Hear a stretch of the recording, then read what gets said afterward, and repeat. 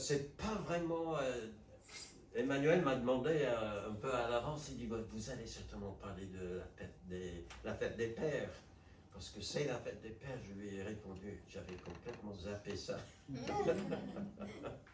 Mais je pense que, comme nous avons entendu déjà tout à l'heure, il y a tellement de choses qui sont dites dans la parole de Dieu aux pères, mais en réfléchissant, c'est bon aussi pour les mères, et pour les femmes, les épouses, pour les enfants même, enfin pour tous ceux qui sont en Christ. Alors, je continue dans ma petite série de pépites choisies dans les proverbes, des choses qui sont vraiment de valeur pour nous permettre de savoir, selon Dieu, comment je dois vivre pour avoir une vie heureuse, tout simplement. Et puis aussi pour savoir que ma façon de vivre te plaît. Qu'est-ce qu'il faut faire? Il y a tellement de choses dans le livre des Proverbes, jamais on va faire tout le tour. Hein? Et vous avez déjà sans doute vos passages préférés, mais voilà celui que j'ai choisi aujourd'hui. Chapitre 10, verset 22, c'est la bénédiction de l'Éternel qui enrichit, et il ne la fait suivre d'aucun chagrin. Ah, c'est intéressant, je ne sais pas si vous vous souvenez de ce verset-là. C'est très bien, ce verset, c'est bien de le noter dans l'esprit, peut-être souligné dans notre Bible. C'est la bénédiction de l'Éternel qui enrichit, et il ne la fait suivre d'aucun chagrin. Il y a au moins une chose que nous apprenons dans ce verset, que la vraie richesse. Hein? Je sais que lorsqu'on est père, on a entendu ça tout à l'heure également, le père, il a ce souci de pouvoir aux besoins de sa famille. Donc, à travers normalement un travail, etc., qu'on espère être suffisamment rémunérateur, que ça permet de nourrir, vêtir, suppléer aux besoins de la famille. Mais la vraie richesse, c'est quoi? Eh bien, c'est la bénédiction de l'Éternel qui enrichit. Maintenant, le mot en hébreu qui est traduit dans nos Bibles par bénédiction est un mot particulier. Alors, si on prenait que le mot bénédiction, on peut dire que c'est un mot composite là. Hein? Béné et diction. Diction, des choses qu'on dit. Béné, c'est des choses qui sont bonnes. Et donc, quand on dit quelque chose pour le bien de quelqu'un d'autre, on peut dire que c'est une bénédiction. Mais le mot en hébreu signifie tout simplement un don, quelque chose qu'on offre à quelqu'un d'autre, un bienfait qu'on fait pour l'autre, un cadeau peut-être qu'on lui offre, ou encore une faveur. Et ça me fait penser à un autre mot qui est très, très, très utilisé dans la Bible, et peut-être c'est venu à votre esprit aussi, le mot grâce. Hein? C'est un don, c'est un cadeau, hein? C'est quelque chose que Dieu fait pour nous. Et alors ça c'est formidable. Mais des bienfaits, des cadeaux, Dieu vous en a fait, il vous en a offert de ces cadeaux. Ben oui, la Bible mentionne une quantité de choses que Dieu nous donne. Alors jamais je pourrais mettre toute la liste, et même si j'arrivais, si je pouvais le faire, il me faudrait du temps, parce qu'il y a des centaines de choses qui sont mentionnées dans la Bible que Dieu nous offre. Prenez, je vous l'offre. Mais on n'aurait pas eu le temps de vraiment détailler tout ça. Mais il y a quelques-uns que vous connaissez. Alors je commence avec le tout premier. Il a créé Adam et Ève dans le jardin d'Éden. Et pratiquement la première chose qu'il le dit, c'est que, vous voyez, sous ces arbres-là, tout ce qui pousse ça c'est pour vous. Ça c'est pour vous nourrir. Il donne la nourriture. Il donne également les vêtements. Pauvres Adam et Ève, hein, ils ont essayé de coudre un petit peu quelque chose pour eux, mais qui a fait les premiers vêtements en réalité? Quelque chose de bien, c'est Dieu. Il pourvoit des vêtements. La famille, la Bible dit que la femme, l'épouse, est un cadeau. Hein. Les enfants également. Ça c'est formidable. Peut-être. Non, j'ai jamais, enfin, je ne me souviens pas d'avoir lu que le papa est un cadeau pour la famille, mais ça va être le cas aussi. La famille, l'intelligence. Ah, bon, on en a, hein, tous, un peu, moyennement, peut-être un peu plus, mais l'intelligence que nous avons, c'est Dieu qui nous le donne. Et puis, force physique, la santé en général. J'ai téléphoné hier à une collègue, une femme missionnaire, qui a eu son anniversaire hier. 87 ans. 87 ans. Elle a chopé le Covid. 87 ans. Apparemment sans grande gravité, mais bon, elle a. Mais vous savez que lorsque Dieu nous permet d'être là, d'être souriant, d'avoir la force, etc., ben c'est un cadeau qu'il nous fait là. Le repos. Ah, je me souviens de ce passage dans les évangiles où Jésus-Christ est avec ses disciples et ils sont tellement occupés, ils n'ont même pas le temps de manger. Et Jésus l'a vu et il a dit, prenez ça à l'écart avec moi. C'est lui qui a pourvu ce temps de repos pour eux. Des fois, tout ça ne suffit pas. Et on a vraiment besoin d'aide et on veut crier au secours à quelqu'un. Et Dieu nous donne quelquefois des personnes qui peuvent venir vers nous donner ce coup de main. Et ça, c'est un cadeau. Je pense à Moïse. Il était tellement impressionné par cette énorme tâche que le Seigneur lui avait donnée. Et il a essayé par tous les moyens d'échapper à cette responsabilité énorme. Et qu'est-ce que Dieu a fait pour lui? Dieu a donné à Aaron. Dieu a donné à Aaron. Voilà. C'était un cadeau. Mais combien de fois avons-nous eu l'idée que, oh là là là, je ne sais pas quoi faire, etc. Et puis, Dieu nous a amené quelqu'un pour nous aider. Ça c'est bien. Mais ce n'est pas seulement toutes ces choses-là, c'est aussi certains cadeaux, on peut dire, des bénédictions spirituelles également. Je pense à la foi. C'est par la grâce que vous êtes sauvés au moyen de la foi. Et cela ne vient pas de vous, c'est un don, cadeau, bénédiction de Dieu. Un cœur disposé à lui obéir. On ne l'est pas. On a entendu ce matin, il y a un parmi nous qui était de nature un rebelle. Ça, je ne savais pas non plus, François. Mais on l'est tous, plus ou moins. Mais merci Seigneur de ce qui vient dans notre vie et il change nos dispositions. Et il peut changer. Et si vous vivez avec, vous connaissez un collègue, quelqu'un un peu difficile autour de vous, ben, ça c'est un bon sujet de prière. Dieu peut changer les cœurs, il a déjà fait pour nous. Il donne le Saint-Esprit. Il donne aussi l'espérance, une famille spirituelle dans l'Église. Il nous donne un héritage céleste. Il nous donne une attestation d'être juste. Et ça vient de lui, hein. C'est pas nous qui, par en fierté, disons, ben, je suis meilleur que vous, hein, je suis parfait et tout ça. C'est Dieu qui le dit. Mais c'est lui qui va l'opérer en nous aussi. Donc, quantité, et là c'est juste un petit aperçu de plusieurs des dons, des bénédictions que Dieu nous offre. Et ça gratuitement. Je suis d'accord avec David. Là, c'est un jour dans l'histoire d'Israël où David, vers la fin de sa vie, a voulu instaurer une sorte de journée d'offrande.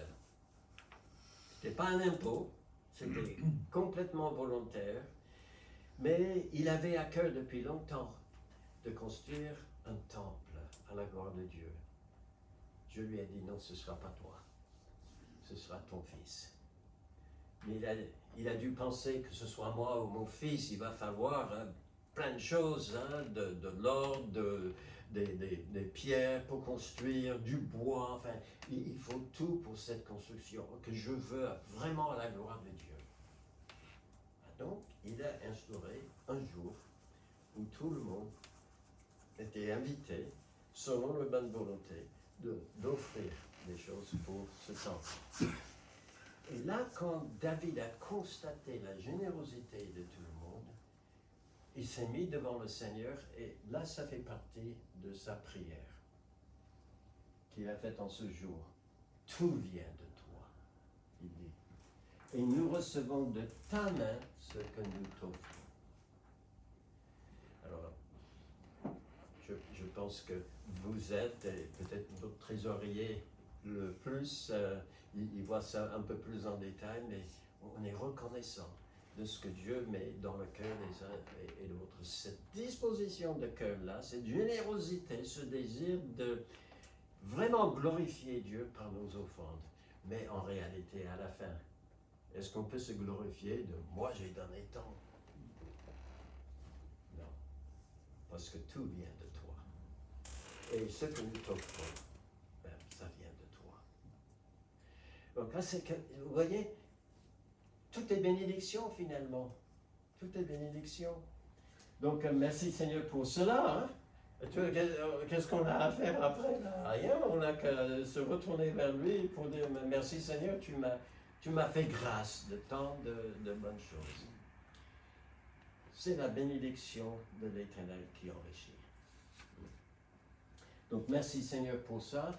Il y a des fois que la bénédiction, Dieu nous lui donne, présentement, mais des fois il vient nous parler d'une bénédiction qui n'est pas pour aujourd'hui, c'est pour demain, après, pour l'avenir. Et là, ça prend la forme d'une promesse. Parce que lorsque Dieu nous dit « je te bénirai », il s'y engage, hein, pleinement. Il va accomplir ce qu'il promet. Je vous donne un exemple de cela. Déjà, c'est une double bénédiction, hein, quand il fait ça. C'est une double bénédiction parce qu'il y a la chose qu'il promet, déjà d'une, je te promets la santé, je veux dire n'importe quoi, hein, je te promets la santé, d'accord? Aujourd'hui j'ai la santé, demain j'espère, oui, mais déjà l'annonce de cette bénédiction est un grand encouragement pour nous. On n'a pas encore la chose promise, mais le fait de savoir que Dieu m'a fait la promesse, ça encourage mon cœur, ça encourage ma foi. Je vous donne un exemple dont je fais allusion à l'instant. Vous connaissez l'histoire d'Abraham. Alors, au jour où il devait partir de chez lui et aller suivre le Seigneur sur un chemin qu'il ne connaissait pas à l'avance, le Seigneur lui a fait des promesses. Il dit, je te bénirai. Voilà notre mot. Je te bénirai. Je rendrai ton nom grand. Tu seras le père d'une grande nation. Il n'avait même pas le premier enfant encore. Mais, et la terre aussi, je te conduis vers un coin, ce sera à toi. Il a fait des promesses et des promesses et des promesses. Ça, c'est au chapitre 12 de la Genèse. Lorsque nous arrivons au chapitre 15, Dieu le conduit, parce que là, entre-temps, il y a des années qui passent. Et Abraham, il commence à s'inquiéter. Il ne voit pas venir ce premier enfant, hein, descendant. Alors il dit, mais Dieu paraît de nouveau à Abraham. Et Abraham lui dit, tu m'as fait de belles promesses, mais j'en vois pas la couleur encore. Et ce serviteur, c'est lui qui finalement va hériter. Il avait très probablement adopté un de ses plus fidèles serviteurs pour qu'à son décès, pensait-il, quelqu'un pouvait hériter. Mais Dieu l'amène dehors. Et il a fait voir, et il dit, regarde le ciel, compte les étoiles si tu peux les compter. Et puis il lui dit, telle sera ta postérité. Alors je pense que dans cela, il y a plus que commence à compter les étoiles, et si tu arrives à toutes les compter, vous saurez le nombre de descendants. C'est pas seulement ça. C'est vrai que sans doute, si on devait compter tous les descendants d'Abraham depuis son temps jusqu'à aujourd'hui, ça fait un paquet. Hein? Mais en même temps, je pense que Dieu veut dire, regarde les cieux, si moi je peux faire ça, la petite promesse d'une descendance, d'une terre, faire ton nom grand parmi les nations, je peux m'en occuper. Et vous savez comment il a réagi face à cela quand Dieu l'a amené dehors cette nuit-là? Le verset suivant seulement, ça c'est au verset 5, le verset 6, Abraham eut confiance, il est dit, en l'Éternel, et Dieu lui a imputé cela à justice. Quand il a compris, il avait entendu avant, et là Dieu lui fait cette énorme démonstration, et il a dû se dire quelque chose du genre, un tel Dieu, un tel Père, je ne peux que lui faire confiance. Et il a fait, malgré tout, et il a fait confiance. C'est-à-dire que la promesse que Dieu avait faite à Abraham a suscité et même fortifié sa foi en lui. Vous voyez? Donc, il n'a pas encore le fils, il n'a pas encore 1 centimètre ou 1 mètre carré de la terre qui est promise. Pour le moment, il n'y a pas grand monde qui connaît le nom Abraham et qui pense, waouh, c'est vraiment. Non. Pour le moment, à ce jour-là, il n'y avait rien qui était encore réalisé. Il était fortifié dans sa foi. Rien que par l'annonce. Et ça, c'est quelque chose. Est-ce que Dieu nous a fait des promesses pour les choses à venir? Je vous en donne quelques-uns aussi. Hein.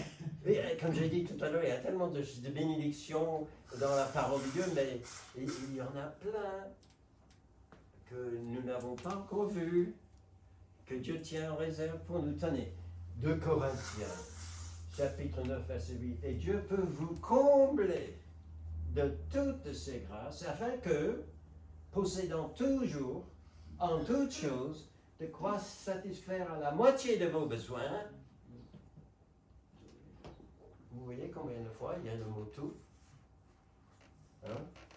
Il peut vous combler de toutes ses grâces afin que possédant toujours en toutes choses de quoi satisfaire à tous vos besoins, vous ayez encore en abondance pour toute bonne œuvre. C'est-à-dire, il nous donne même au-delà de ce que nous avons besoin.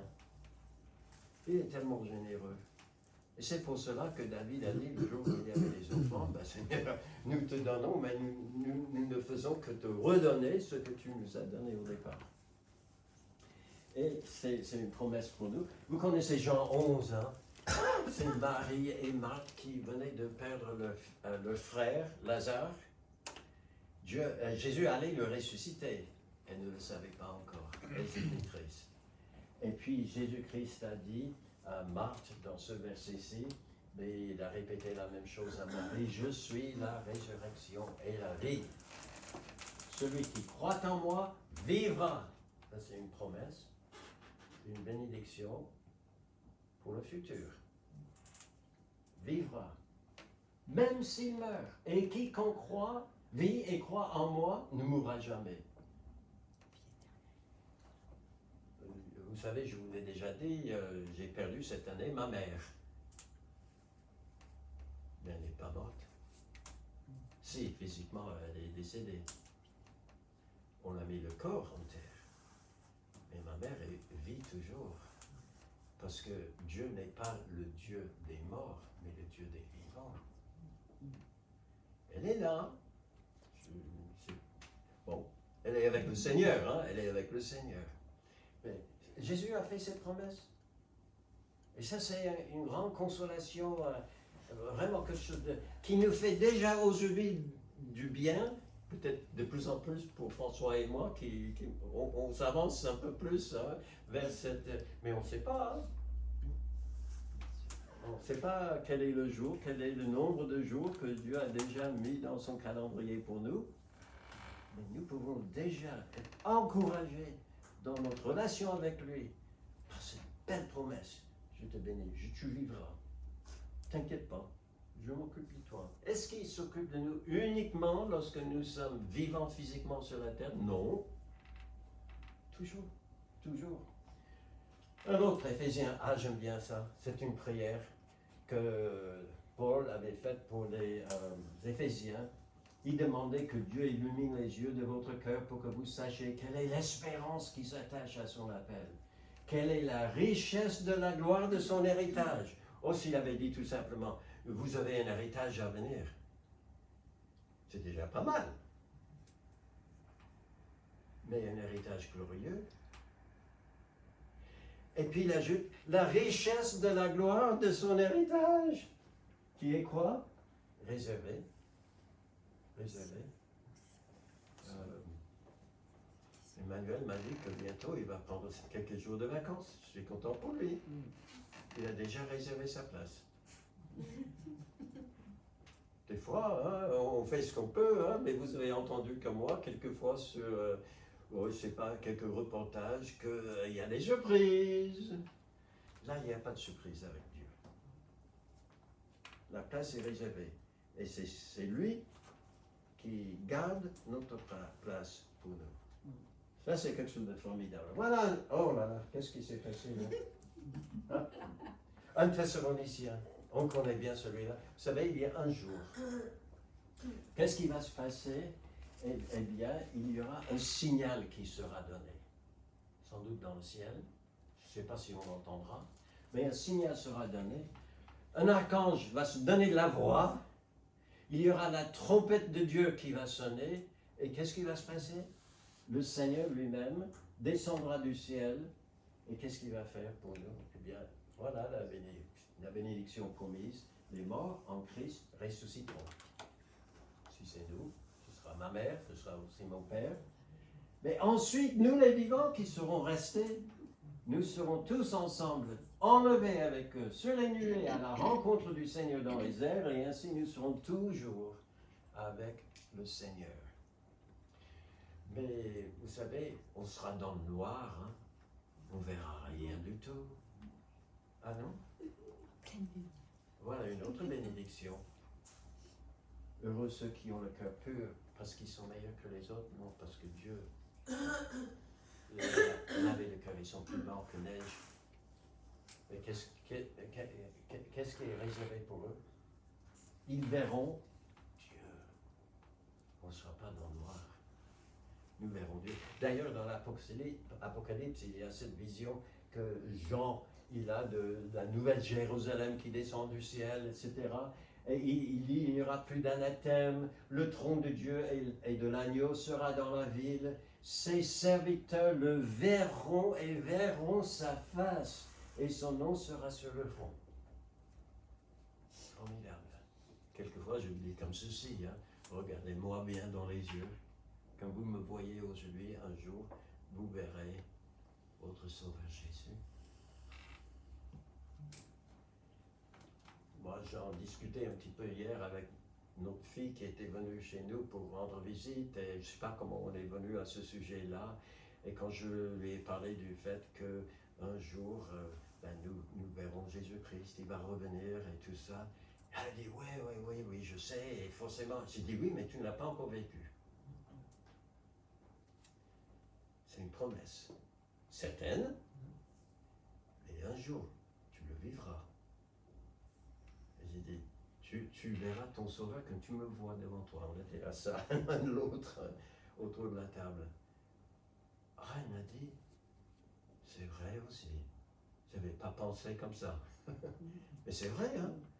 Un jour, ce sera notre vécu, notre expérience. Nous le verrons, et ça, c'est quelque chose de formidable.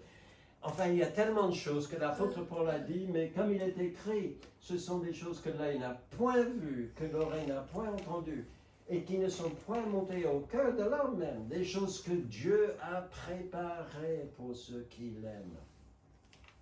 Dieu nous les a révélées par l'Esprit, comme certaines qu'on a déjà vues, car l'Esprit sonde de tout, même des profondeurs de Dieu. Vous savez, dans ce que nous appelons la Trinité, entre Père, Fils, Saint-Esprit, il n'y a pas de secret comme ça. L'Esprit sait exactement tout ce que Dieu a préparé pour nous. Et il nous les a révélés dans sa parole. Et ça nous encourage. Et on est tellement bénis par cela. Mais la Bible dit également que c'est la bénédiction de l'Éternel qui enrichit, et il ne l'a fait suivre d'aucun chagrin. Et peut-être vous vous dites, mais avec tout ça, quel chagrin pouvais-je avoir? Mais je pense que certains ne sont pas encore tout à fait certains dans leur esprit des choses que Dieu a promis, pour ceux qui croient. Il y en a qui pensent que, ouais, merci de me les donner, mais est-ce que je peux les perdre? Ah, il y a même des personnes qui se disent croyantes, etc. Et ils pensent qu'à moins de vraiment tenir la ligne de la sainteté, etc., de faire exactement comme Dieu veut, d'être quasiment parfait, je peux me reprendre ce qu'il me donne. C'est pas vrai. On n'a pas... Jésus-Christ, il avait dit ça.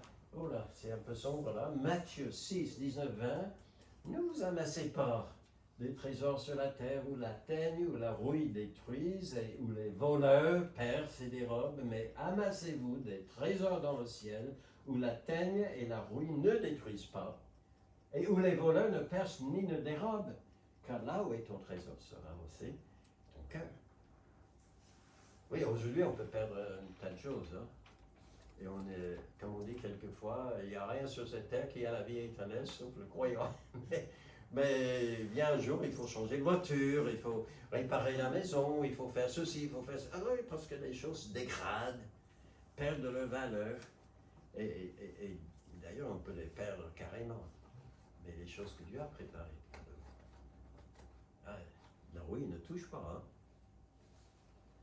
Hein? Je ne sais pas s'il y a des bricoleurs parmi nous, mais on n'aura pas grand-chose à faire au ciel. Hein? On n'aura jamais à réparer quelque chose qui tombe en panne au ciel. François, tu es un peu triste là. Il a bien fait le bricolage. Mais là, tu seras parfait. Et la ruine n'attaquera rien du tout. Personne ne pourra déjouer le Seigneur pour entrer et reprendre de nous ce que lui il nous a offert. Romains 8, vous connaissez ça. Vous connaissez ça. Car j'ai l'assurance, dit l'apôtre Paul, que ni la mort, ni la vie, ni les anges, les dominations, les choses présentes ou les choses à venir, les puissances, ni la hauteur, la profondeur, ni aucune autre créature ne pourra nous séparer de l'amour de Dieu manifesté en Jésus-Christ notre Seigneur. Et c'est pour cela que nous pouvons avoir aussi cette certitude dans le cœur que ce que Dieu me promet, je l'aurai un jour, qui juge bon. Je l'aurai. Ça c'est formidable. Et ça nous permet de vivre en joie, en espérance, vraiment le cœur léger et confiant en Jésus-Christ. Mais il y en a aussi qui pensent, oui, mais je pensais que quand Dieu allait me bénir, qu'après je n'aurais plus d'épreuves dans la vie. Et quand les épreuves viennent, et manifestement elles viennent, ça vient un peu ternir cette joie que j'ai dans le cœur des bénédictions. Ah bon? Ah bon? Vous savez que Dieu, c'est vrai que Dieu, il permet des épreuves, même dans la vie des croyants. Et vous êtes chacun et chacune témoin de cela. Et il le permet, mais pour nous donner aussi un témoignage quelquefois plus éclatant. Je pense à Job. Et même Satan, il a dit, oui, c'est... Même Dieu le louait. Ouais, c'est parce que tu lui files plein de bonnes choses, tu le bénis, et c'est pour cela. Et Dieu a affirmé que son serviteur, qui pourtant était même à ses yeux quelqu'un d'intègre, droit, d'être éprouvé. Et par sa fidélité au sein de l'épreuve, il était un témoin devant ses amis, qui ne comprenaient rien du tout de ce qui se passait. D'ailleurs, Job ne comprenait pas non plus, mais il restait fidèle. Et c'était un témoignage à la gloire de Dieu, même devant les anges, même Satan n'avait pas rien à dire. Ça, c'est quelque chose. Dieu nous permet, à travers tout simplement des expériences de la vie, de témoigner de la grandeur, la fidélité de Dieu, son amour aussi envers nous. Et il permet aussi des épreuves pour nous fortifier, nous sanctifier. Alors il y a ce verset dans les psaumes 118 où il dit « Avant d'avoir été humilié, disait-il, je m'égarais. » Mais là il dit « Maintenant, après être humilié, je garde ta parole. Oui, des fois, hein, des fois, on a tous expérimenté ça, même dans nos familles, hein, ou même c'est des femmes qui nous ont élevés. À un moment donné, on n'a pas été, on était un peu cœur rebelle, on a fait les 400 coups et on est venu derrière pour nous redresser un petit peu. Et après coup, c'est le cas de dire, quelquefois après les coups, eh bien on faisait beaucoup plus attention. Et Dieu permet des coups dans notre vie, des fois, pour nous redresser, pour nous sanctifier. Et ça, c'est une bonne chose aussi pour nous faire expérimenter sa consolation. Je lis aussi dans 2 Corinthiens chapitre 1, où il est dit « Béni soit Dieu, le Père de notre Seigneur Jésus-Christ, le Père des miséricordes et le Dieu de toute consolation, qui nous console dans toutes nos afflictions. » Il commence en parlant de ce grand Dieu qui nous console, qui est bien, et tout ça. Et puis il ajoute l'affliction à la fin. Des fois, on a un peu de mal à concilier les deux. Hein? Un Dieu bon et des épreuves qui me viennent. Mais le témoignage de l'apôtre ici, c'était que il est là. Il ne nous abandonne pas dans les afflictions, dans les épreuves de la vie. Il est toujours là. Il est prêt. Alors, consoler, c'est pas seulement de nous caresser un peu pour dire tout va bien, tout va bien. Non, consoler est un mot qui signifie il vient à côté de nous pour nous donner la force d'endurer l'épreuve qui permet. Et c'est ce qu'il fait pour nous. Il faut passer par ça. Il faut passer par ça quelquefois pour voir la grandeur de cette œuvre de Dieu en nous. Il y a une autre chose qu'il fait pour nous par les épreuves. Il nous permet de consoler. Une fois que nous ayons passé par l'épreuve et que nous avons bénéficié de la consolation de Dieu, ben ça nous donne de quoi aussi consoler les autres qui passent par les mêmes épreuves. Vous avez tous eu l'expérience, j'en suis sûr, moi j'en ai eu, de personnes qui me disaient, qui étaient accablées par telle chose, qui me disaient, mais pasteur, tu ne comprends pas, tu n'as jamais vécu ce que moi je vis. Il y a des fois où je devais dire, oui, tu as raison. Donc là, tu vis, j'ai jamais eu à vivre ça. Mais quand Dieu nous permet de vivre certaines épreuves, difficultés, ça nous ame et on a de quoi dire oui. Madame, oui, monsieur, je suis passé par la même chose.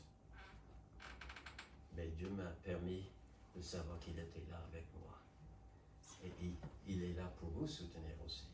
Alors, on devient un canal, donc, de la consolation de Dieu aux autres. Et il nous permet aussi des épreuves pour nous apprendre la suffisance de sa grâce. Vous vous souvenez de ce passage où l'apôtre Paul, il y avait ce qu'il appelait une écharpe dans la chair. Et il a prié instamment que le Seigneur le lui enlève. Et le Seigneur a dit niet. Mais, ma grâce te suffit. C'est-à-dire, je te donne, je permets cette épreuve-là, mais je te donne autre chose avec, une grâce, pour que tu puisses vivre avec. Ça, on n'aime pas, hein? On veut que Dieu enlève toutes les difficultés. Mais il dit souvent aussi, des fois il fait ça, mais des fois il dit aussi non, mais je te fortifie pour que tu puisses vivre avec. Et là on dit merci Seigneur, merci, tu es là. D'ailleurs, Paul, dans son témoignage, il dit que Dieu lui a répondu dans ce moment difficile de sa vie. Dieu lui avait dit, c'est ma force qui se manifeste à travers ta faiblesse. Donc, oui, il faut accepter. Dieu, il fait ça. Alors, il nous garantit l'approbation de Dieu. Je ne vais pas lire ce texte-là, mais c'est un texte où il est question de Dieu qui nous voit en train d'essayer de vivre nos difficultés, etc. Et si nous traversons l'épreuve, eh bien, il nous donne son tampon d'approbation. l'expression qui est employée, c'est victoire dans l'épreuve. Parce qu'il y a cette notion-là que Dieu, il est là. Il nous soutient. Et après, alors, comme si nous en sommes sortis de nos propres forces. Hein. Non, c'est sa force qui nous permet de vivre et puis d'en sortir. Mais en même temps, quand nous sortons, comme Job, il a fait, et nous avons été fidèles, eh bien, il dit, chapeau, chapeau, chapeau, je t'approuve. Là, c'est quelque chose de formidable. Donc, pour moi, vous savez, Dieu nous bénit dans les épreuves, par ses consolations, par la force qu'il donne, par toutes les grâces. Mais l'épreuve elle-même, voyant tout cela, est une grâce dans ma vie. Parce qu'il y a certaines autres grâces que Dieu tient en réserve à celui qui lui font confiance dans l'épreuve. Alors quand il me permet l'épreuve, c'est aussi une grâce. Maintenant, il y a peut-être... Alors il y a ceux qui craignent de perdre toutes ces bénédictions. Il y en a qui ne comprennent pas. Je pensais que tout irait bien si Dieu me bénissait. Et puis, il y a ces choses-là qui m'arrivent. Mais il y en a aussi qui imaginent que finalement, Dieu nous fait de très grands et bons cadeaux. Oh là là, c'est grand, le paquet. L'emballage est absolument fantastique, le ruban dessus et compagnie, et puis on le déchire pour voir ce que Dieu a mis à l'intérieur pour nous, et on regarde et il y a une facture. Prenez-en, mais payez avant, ou après. Mais est-ce que Dieu, il est comme ça? Je te donne, mais... oui. Il n'y a pas une expression en français que, je ne crois pas que c'est uniquement en France, hein, mais on dit ce qu'on donne avec une main, on reprend avec l'autre. C'est un peu l'idée. Est-ce que Dieu est comme ça? Eh non, pas du tout. C'est pourquoi, Romains 4, verset 16, les héritiers de quoi? Des promesses de Dieu. Là, et notamment dans le contexte des héritiers du monde à venir. Si vous voulez, le salut et tout ce que ça comprend. Alors les héritiers des bénédictions de Dieu, ils sont héritiers par la foi, pour que ce soit par grâce, afin que la promesse soit assurée à toute la postérité. Si ça dépendait de ce que moi j'étais capable de payer, qu'est-ce que je pouvais avoir? Attends, fais voir. Non, ce ne serait pas grand-chose. Hein. Dieu a fait que ce soit pas seulement, que ça puisse être un grand cadeau, au-delà de mon imagination, mais pour que je puisse avoir la certitude dans mon esprit que les choses qu'il a promises vont venir quand même. Parce que ça ne dépend pas de moi, ma capacité de mériter, de payer ou autre chose. Donc, c'est pour que ce soit assuré à toute la postérité, non pas seulement à celle qui est sous la loi des Juifs, mais aussi à celle qui a la foi d'Abraham, juif ou non juif. Si nous avons la foi, eh bien, Dieu nous le donne par la foi. Et notre Père à tous, selon la foi d'Abraham, qui est notre Père à tous, selon qu'il est écrit. Oui. Alors, Dieu l'a beaucoup fait grâce, hein, l'a beaucoup béni ce Abraham. Mais ce n'était pas toujours facile hein, pour lui non plus. Mais Dieu l'a soutenu. Et tout ce que Dieu a... Et la Bible dit même dans l'Épître aux Hébreux qu'il est mort sans avoir obtenu tout ce que Dieu lui avait promis. Mais il y tenait dur comme fer. Et il ne cherchait pas de substitut. Hein? Et un jour, tout cela sera réalisé. Et il verra. Il verra un jour. Dieu donne gratuitement, sans reprendre, sans changer d'avis après. Alors tous ces dons-là, Jamais nous n'aurons le chagrin de perdre une seule des bénédictions, des faveurs, des grâces de Dieu. Et nous n'aurons pas le chagrin non plus de découvrir à un moment donné, ouais, il m'a fait promesse, mais en réalité, il m'a trompé. Il a fait miroiter devant moi de toutes ces belles choses, mais en réalité, c'est pas vrai. Non. Au contraire, on n'aura pas ce chagrin-là. Ces bénédictions sont toutes gratuites, garanties par le serment écrit, et je peux ajouter même la puissance de Dieu qui a fait la promesse, sa fidélité. Lui qui ne ment jamais. Alors, quelle est notre préoccupation? J'ai un papa là, mais ça peut être pour nous tous. Hein. Quelle doit être notre préoccupation, notre mission dans la vie? Est-ce que c'est de vraiment chercher le meilleur job possible, emploi, le meilleur moyen de ramasser le maximum de richesse? Non, c'est de comprendre et de louer Dieu, le glorifier, parce que je suis déjà riche en lui. Et de comprendre ça, d'être fortifié par cette pensée. Et puis, le glorifier, comment est-ce qu'on glorifie Dieu? Dans nos prières, on se lève le matin, merci Seigneur de m'avoir donné une bonne nuit de repos, d'avoir mis quelque chose sur la table le matin, etc., etc. Dans nos prières, et même lorsque nous avons des moments de prière en commun, nous glorifions Dieu. Et puis, par les chants, j'aime bien, il y a tellement de beaux chants, tellement de beaux cantiques, qui nous aide à trouver des mots. Ce sera toujours un peu imparfait, mais ça nous aide parce que, je ne sais pas pour vous, mais moi je ne suis pas tellement compositeur de chants. Mais il y a des personnes qui ont eu cette qualité-là, cette capacité, et ils nous aident à trouver des mots pour chanter de tout notre cœur à Dieu. Ça, c'est une autre façon de glorifier par nos bonnes œuvres aussi. Que nous fassions nos bonnes œuvres de telle sorte que les gens qui le voient glorifient qui? Nous? Non, notre Père qui est dans le ciel.